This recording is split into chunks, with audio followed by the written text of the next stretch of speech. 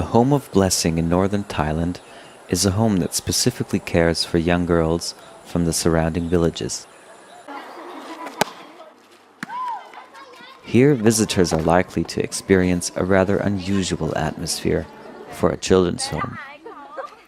Unusual because life here seems so, well, normal, even strikingly peaceful and balanced. A typical afternoon is filled with all kinds of recreational activities and household work, where the girls always seem cheerful and they treat each other respectfully. Life is good here, and the girls can just be girls. What you don't see are the severe circumstances that brought them here, the poverty in their villages. It's a poverty on multiple levels, and it often causes parents to sell their own daughters to the sex industry. The Home of Blessing was founded to prevent that from happening.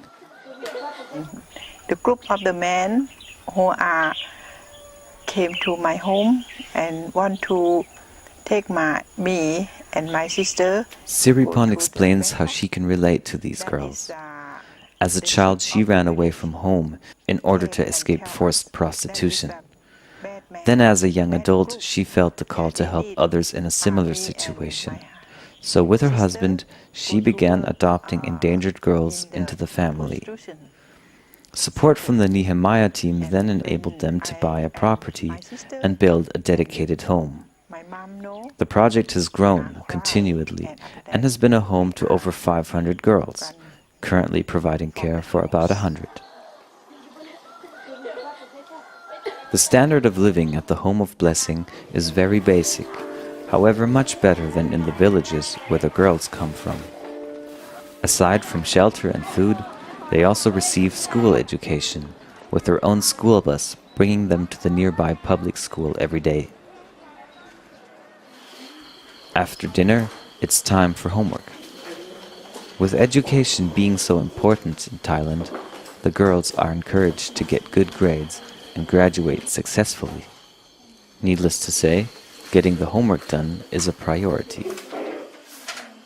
There is also a computer room with access to the internet, which may be used both for school purposes and for private matters.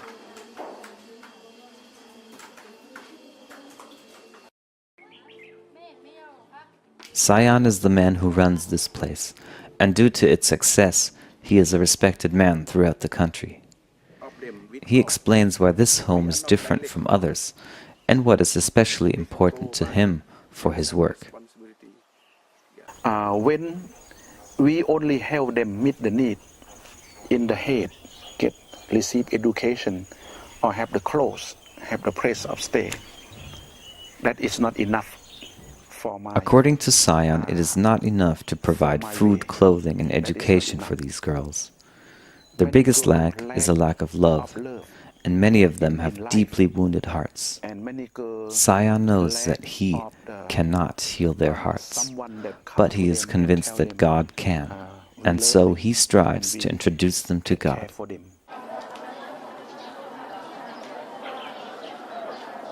Every morning begins with the Bible and with prayer. The girls gather in small groups to share and to pray for each other. They also pray for their teachers, and most of all, for their families. Many of them have come to live a strong and passionate faith, which they like to express most with singing.